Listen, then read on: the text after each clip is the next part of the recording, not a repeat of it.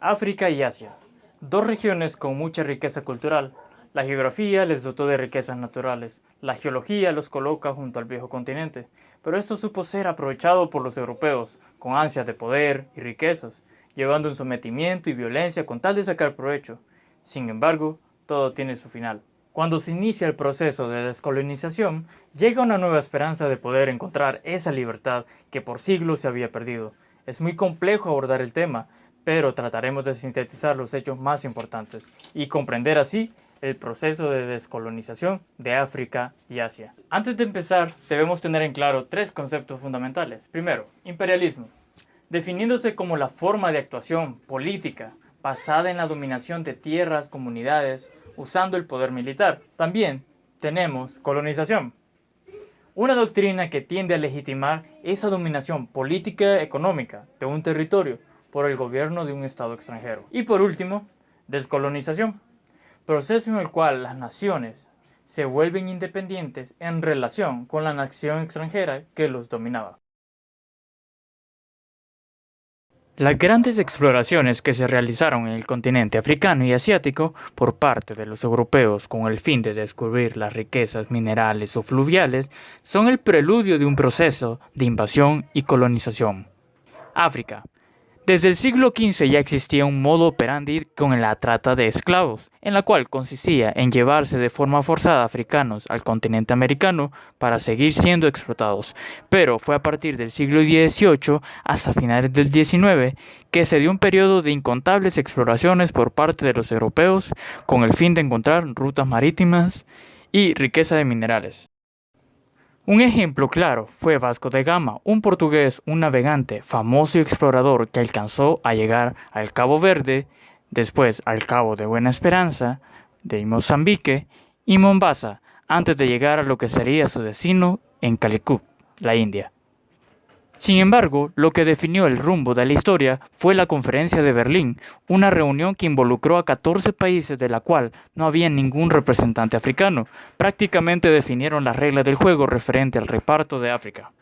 Para Gran Bretaña, que deseaba crear una especie de ruta o conexión desde el Cairo en el norte de África hasta la ciudad del Cabo en Sudáfrica, prácticamente lo logró, puesto que definió el control sobre Egipto y Sudán, Uganda, Kenia, Sudáfrica, Zambia, Zimbabue y Botsuana. Asimismo, Londres controlaba Nigeria y Ghana. Para Francia, su dominio abarcó la mayor parte del África Occidental, desde Mauritania hasta Chad, más Gabón y el Congo. Para Bélgica, el centro de África fue su zona de dominio, particularmente en el enorme territorio y rico en recursos naturales denominado el Congo belga. Para Portugal, Mozambique en la parte oriental y Angola en la parte occidental del continente. Para Italia, la Somalia italiana y una porción de Etiopía. Para Alemania, Namibia y Tanzania probaron ser posiciones insuficientes para la aspiración germana. Y por último, España. Se le asignó un territorio pequeño en comparación con lo de las otras potencias, la actual Guinea Ecuatorial. En Asia, las potencias europeas llegan con el fin de comerciar, pero gradualmente estos exigen tratos y concesiones que beneficien a esas potencias imperialistas. En primer lugar, las colonias eran explotadas económicamente. Los colonizadores se apropiaban y explotaban sus tierras y explotación de minería, ya que era más barata. También las potencias consiguen el monopolio de las aduanas de las colonias.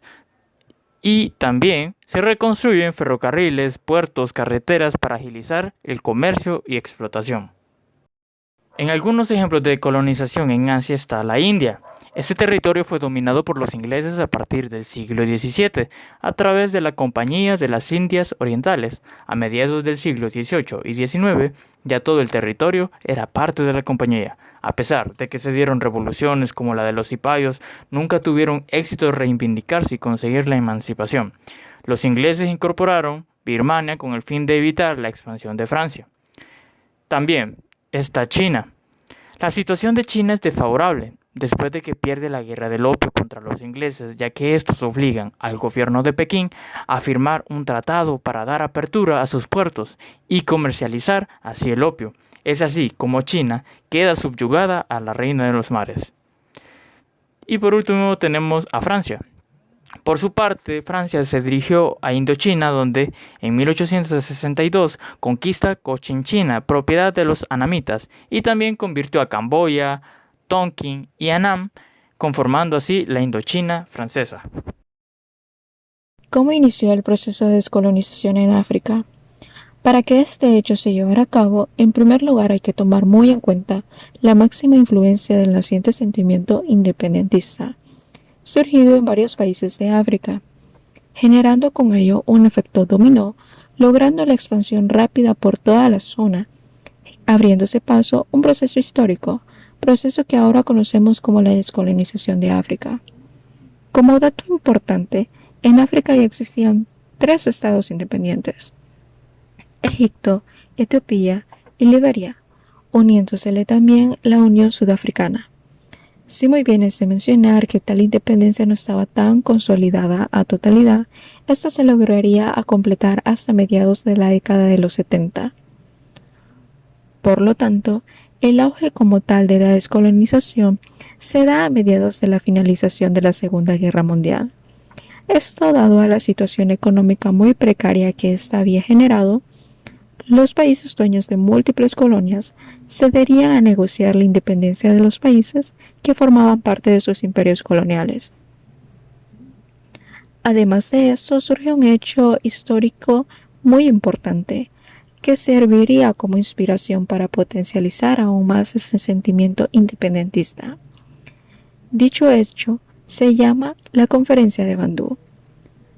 Aquí nace el movimiento de los países no alineados con el objetivo de mantener la posición neutral ante la política de Estados Unidos y la política de la URSS, significando así un momento clave en el proceso de descolonización y en el intento de emancipación de los países del tercer mundo.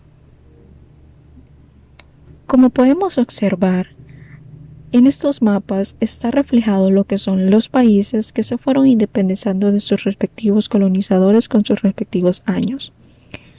En este sentido, uno de los primeros países en independizarse durante la descolonización fue Libia, seguido de Marruecos, Túnez, Sudán, Ghana y Guinea. Todo esto durante el periodo de 1950 a 1959. En el África británica, una de las primeras colonias que lograría liberarse fue Costa de Oro, luego conocida como Ghana. Esta se convierte en estado independiente en 1957. Por el lado de África meridional inglesa, existían unos territorios cuyos nombres eran Nyasalandia y Rodesia del Norte, quienes proclamaban su independencia en 1964, tomando respectivamente más adelante las denominaciones de Malawi y Zambia. En el África francesa, al finalizar la Segunda Guerra Mundial, se crea la nueva Constitución, generadora de la Unión Francesa, manteniendo dicha unión hasta 1956. Todo esto ya que se genera la creciente acción de partidos nacionales, que tiene como consecuencia para 1960 la independencia total de todas las colonias francesas de África Negra. En el África belga, los territorios de Ruanda, Urundí, se convirtieron en 1962 independientes, estableciendo en Ruanda una república y en el nuevo estado de Burundi un régimen monárquico que duró hasta 1966, dando un golpe de estado e implementando un régimen republicano. En el África española, Guinea Ecuatorial se proclamaría independiente en 1968. Ifni sería entregada a Marruecos, país que no cesó de reclamarlo desde que alcanzó su soberanía. En cuanto a la relación de Sahara Occidental, este territorio fue uno de los más problemáticos. Sin embargo, España renunciaría a todos sus derechos sobre él, repartiéndolo en el Tratado de Madrid. En el África de Portugal, Portugal es una de las últimas potencias coloniales en África. concedió la independencia de sus posesiones a mediados de los 70 tras una larga lucha contra los nacionalistas. El fuerte desgaste y el descontento existente cede la independencia de Guinea-Bissau en 1974 y un año más adelante cede la independencia a Mozambique, Angola, Cabo Verde, Santo Tomé y Príncipe. Con ello hay que tener muy en cuenta que la descolonización en el continente africano solo se pudo llevar a cabo gracias al despertar de los pueblos, tomando carácter de tercer mundo. Sí, muy bien, la conciencia de los nuevos países en la Conferencia de Bandung dio fruto de la afirmación de la independencia e igualdad de todos los pueblos africanos, la iniciación de un movimiento internacional de solidaridad lograría lo que sería así la consolidación de la liberación de muchos países en el continente africano y a la vez en conjunto en el continente asiático. Ahora bien, haciendo un paréntesis, ¿cuáles fueron los actores involucrados? Dentro de los principales actores que tenemos en el proceso de descolonización, como Jomo Kenyatta de Kenia, Nelson Mandela de Sudáfrica, Patricio Lumumba de Congo Belga, José Rizal de Filipinas, Gandhi de la India y Nehru de la India. ¿Y qué pasó con Asia?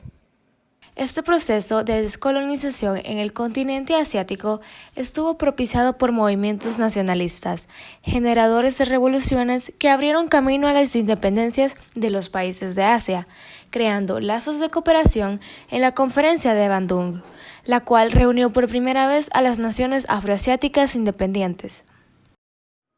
Bien, sabemos que muchas de las causas fueron movimientos independentistas, influencia de la Liga de las Naciones, surgimiento de los derechos humanos y apoyo de las potencias.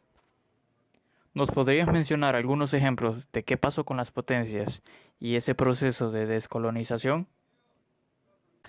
Asia colonial británica. La India era la principal colonia de Gran Bretaña y surgen dos movimientos nacionalistas que son irreconciliables, unido cada uno a una religión distinta. Por un lado, se va a fundar en 1885 el Partido del Congreso, que engloba a los indios de la religión hindú, y por otro lado, la Liga Musulmana, creada en 1906 y que agrupa a los musulmanes de la India. Gandhi y Nehru defendieron la independencia de un Estado único, y es en 1947 cuando finalmente la India alcanza la independencia. El Partido Nacionalista gana las elecciones en 1948 y Nehru accede al poder. Previamente, en 1947, se pacta la independencia de los territorios. La India se parte en dos. El Pakistán para los musulmanes, aunque ésta estaba fragmentada en Pakistán Occidental y Pakistán Oriental, y la India para los indios. Tras la independencia de la India, también se consigue la independencia de otros países, como Birmania y Ceilán en 1948, y adopta el nombre de Sri Lanka. Singapur se independiza en 1963, y se separa el Pakistán Oriental y surge Bangladesh en 1971. Bután perteneció al Imperio Británico hasta 1949, cuando finalmente pasó a depender de la India en 1970. Brunei en 1984 y Hong Kong hasta 1997, que finalmente consiguen independizarse. Asia colonial francesa. Indochina había sido ocupada por Francia. Durante la Segunda Guerra Mundial, estos territorios pasan a manos de los japoneses. La lucha contra el ejército de Nippon destaca la figura de Ho Chi Minh, líder vietnamí o Movimiento por la Independencia, que llega a proclamar la República Democrática de Vietnam en 1945, surgiendo tras la unión de Tonkin, Annam y la Conchichina. De una manera pacífica, también se genera la independencia de Laos y Camboya en 1954. El siglo XX fue muy convulsionado y que definitivamente ha trascendido a la historia. Las potencias siempre se han visto con la necesidad de controlarlo todo, dominar y someter a los otros.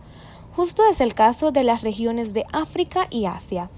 Las potencias imperialistas acabaron por convencerse del obsoleto sistema colonial teniendo en cuenta el apoyo mediático de las organizaciones internacionales, quienes dinamizaron y favorecieron el proceso descolonizador en el siglo XX. Este fenómeno causó efectos en más de la mitad de la población de aquel entonces, y como resultado de este proceso de descolonización, muchos países consiguieron la independencia y pasaron a formar parte de las Naciones Unidas. Sin embargo, a pesar de haberse independizado, continúa su dependencia económica de la antigua metrópolis.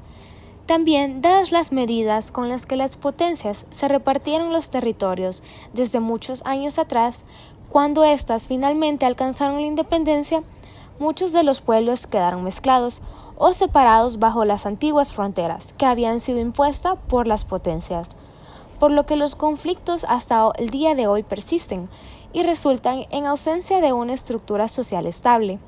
Estos países forman parte de los países en vías de desarrollo, lo cual es un gran problema para los países afroasiáticos. La mayoría de ellos, ahora independientes, no sabe cómo obtener el acceso al desarrollo sin aumentar su dependencia que ya tiene económicamente a su exmetrópolis. Por el momento, solo se puede esperar que todos estos conflictos finalmente resulten en una autonomía plena dentro de la etapa de la globalización en la economía mundial.